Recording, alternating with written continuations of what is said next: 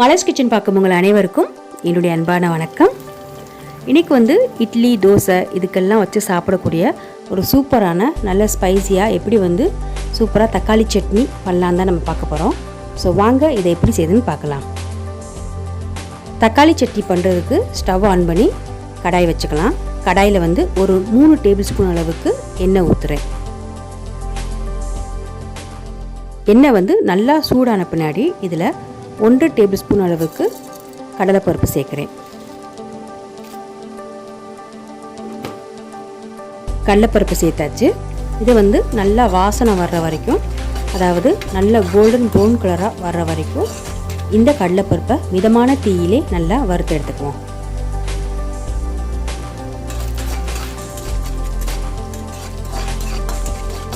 இப்போ பார்த்தீங்கனாலே தெரியும் கடலைப்பருப்பு நல்லா கலர் மாறி நல்லா வறுபட்டுருச்சு.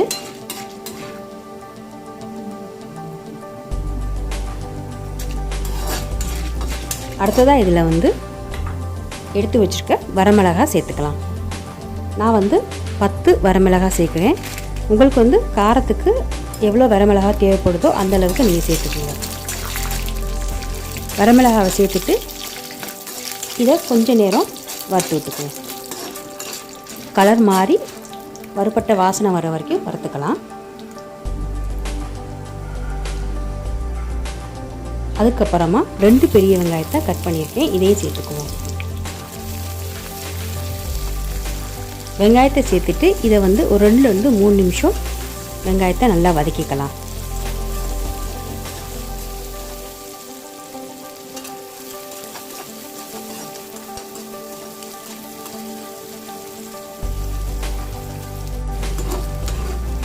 வெங்காயத்தை நல்லாவே வதக்கியாச்சு. இப்போ இதில் 5 தக்காளி பழத்தை கட் பண்ணி சேர்க்குறேன். சேர்த்துட்டு இதை நல்லா கொலைய வேக வச்சுக்கலாம். தக்காளி சட்னிக்கு நல்லா பழுத்த தக்காளியாக சேர்த்துக்குங்க. அப்போ தான் தக்காளி சட்னி ரொம்ப நல்லாயிருக்கும். சேர்த்துட்டு எல்லாத்தையும் நல்லா மிக்ஸ் பண்ணி விட்டுறலாம். இதை மூடி வச்சு ஒரு 5 நிமிஷம் நல்லா நம்ம வேக வச்சிடலாம். அப்போ தான் தக்காளி சீக்கிரமாக வெந்துடும். மூடி வச்சாச்சு.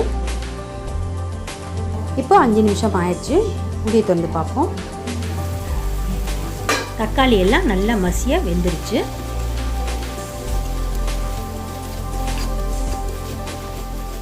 இப்போ இதை ஒரு தடவை நல்லா கலந்து விட்டுட்டு ஸ்டவ்வை ஆஃப் பண்ணிடலாம். இதை நல்லா ஆற வச்சிடலாம். ஆறின பின்னாடி மிக்சி ஜாரில் சேர்த்து அரைச்சிக்கலாம். மிக்சி ஜாரில் சேர்த்தாச்சு. இப்போ சட்னிக்கு தேவையான அளவு உப்பு கொஞ்சம் சேர்த்துக்கலாம். சேர்த்துட்டு இதை மூடி வச்சு நல்லா மையாக அரைச்சிடலாம். அரைச்சாச்சு. சூப்பராக தக்காளி சட்னி ரெடி ஆயிடுச்சு. இதை இப்போ தனியாக ஒரு பவுலில் மாற்றி வச்சிடலாம்.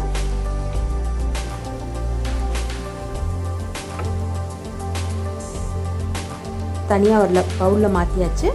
மிக்சி ஜாரில் கொஞ்சமாக தண்ணி கலந்து இதில் சேர்த்து நல்லா கலந்து வச்சுருக்கேன்.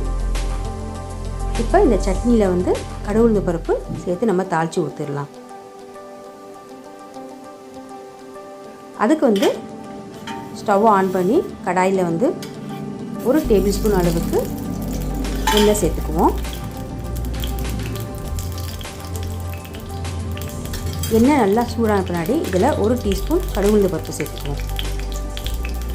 கடுகு பருப்பு நல்லா பொரியட்டும். கொஞ்சம் கருவேப்பிலை இலைகளை சேர்த்துட்டு கருவேப்பிலை இலைகள் நல்லா பொரிஞ்ச பின்னாடி ஸ்டவ்வை ஆஃப் பண்ணிடலாம். இப்போ தாளித்த கடுகு பருப்பை தக்காளி சட்னியில் சேர்த்து மிக்ஸ் பண்ணிடலாம். இவ்வளோதாங்க, சூப்பரான தக்காளி சட்னி ரெடி ஆயிடுச்சு. தோசை இட்லிக்கெலாம் ரொம்ப சூப்பராக அருமையாக இருக்கும். நீங்களும் வீட்டில் ட்ரை பண்ணி பாருங்கள். வீடியோ பிடிச்சிருந்துச்சுன்னா லைக் பண்ணுங்கள், ஷேர் பண்ணுங்கள். மலர்ஸ் கிச்சனுக்கு சப்ஸ்கிரைப் பண்ண மறந்துடாதீங்க. மீண்டும் பார்க்கலாம். நன்றி, வணக்கம்.